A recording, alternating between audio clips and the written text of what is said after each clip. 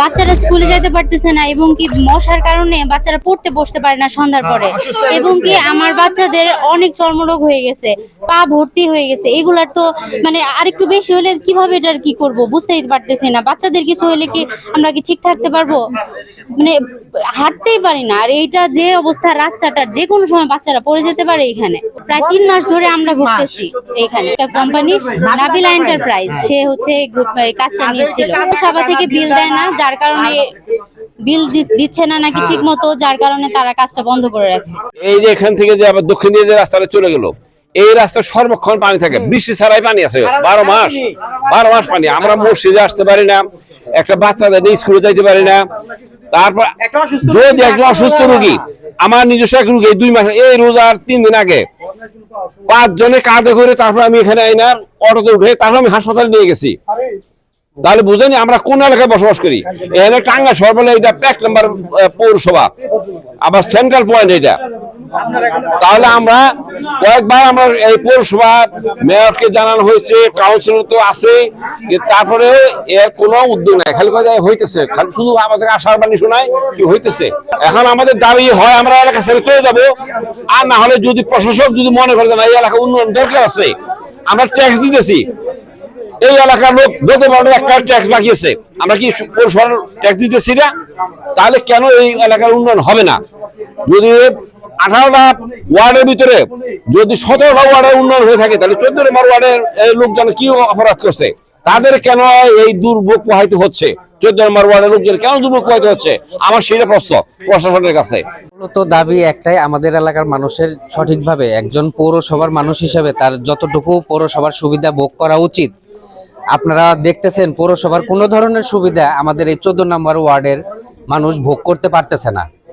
আমরা ট্যাক্স দিচ্ছি, আমরা সব কিছু দিচ্ছি, কিন্তু আমাদের কাজের কোনো তদারকি নাই, পৌরসভার কোনো তদারকি নাই। কন্ডাক্টর কাজ ফেলে চলে যাচ্ছে, পৌরসভা থেকে কোনো ধরনের খোঁজ খবর রাখে না। এলাকার মুরব্বীরা পৌরসভায় দরখাস্ত দিয়ে আসছে, দরখাস্ত দিয়ে আসার পরেও তাদের কোনো পদক্ষেপ নাই। আমরা বাধ্য হয়েছি আজকে আপনাদের ডাকতে এবং এটা আপনাদের শরণাপন্ন হয়েছি যাতে আপনারা এটার সমাধান দিতে পারেন সেই আশায় আর কি।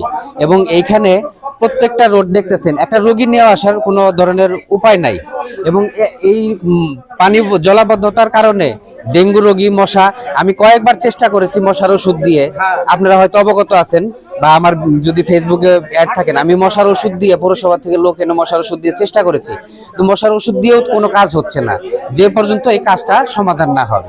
আমাদের এখানে সবচেয়ে বড় সমস্যা যেটা, এখানে লোকজন যাতায়াত করা, তারপর নামাজিরা নামাজে যেতে পারে না, স্কুল কলেজের ছাত্র যারা আছে এরা ওনারাও এখান থেকে যেতে পারে না। প্রায় হলো এই জায়গায় হলো 1500 ঘরের মতো আছে, 1500 ফ্যামিলির মতো আছে। প্রতিনিয়ত প্রতিদিন ওনারা এই রোডটা ব্যবহার করে এবং সমস্ত ড্রেনেজের পানির মধ্যে এই পরিমাণ মশা হয়েছে, বাচ্চাদের মশায় কামড়ে ডেঙ্গুরও আক্রান্ত হয়ে গেছে অনেকেই। একটা অসুস্থ রোগী যদি থাকে তাকে হাসপাতালে নিয়ে যাওয়ার মতো উপক্রম নাই, এই রোডে এই অবস্থায় এতটুকু অবস্থা হয়ে গেছে। এই জন্য আমরা চাই যে আপনাদের মাধ্যমে এটা প্রশাসক, জেলা প্রশাসক যিনি আছে, পৌরসভার মেয়র যে আছে, ভারপ্রাপ্ত মেয়র যে আছে, ওনার কাছে নিউজটা যাক। আমাদের দুর্ভোগ, আমাদের এখানে একটা ভাল্বও নাই, খুঁটির মধ্যে একটা ভাল্বও জ্বলে না, অন্ধকার হইলে এটা গহীন জঙ্গলের মতো, গহীন বনের মতো পরিবেশ কায়েম হয়ে যায়। এই জন্য আপনাদের মাধ্যমে এটা আমরা তাদের কাছে জানাতে চাই, খুব দ্রুত যেন একটা পদক্ষেপ নেওয়া হয়। এই ড্রেনটা অতি দ্রুত জানি কাজটা শেষ করে দেওয়া হয়।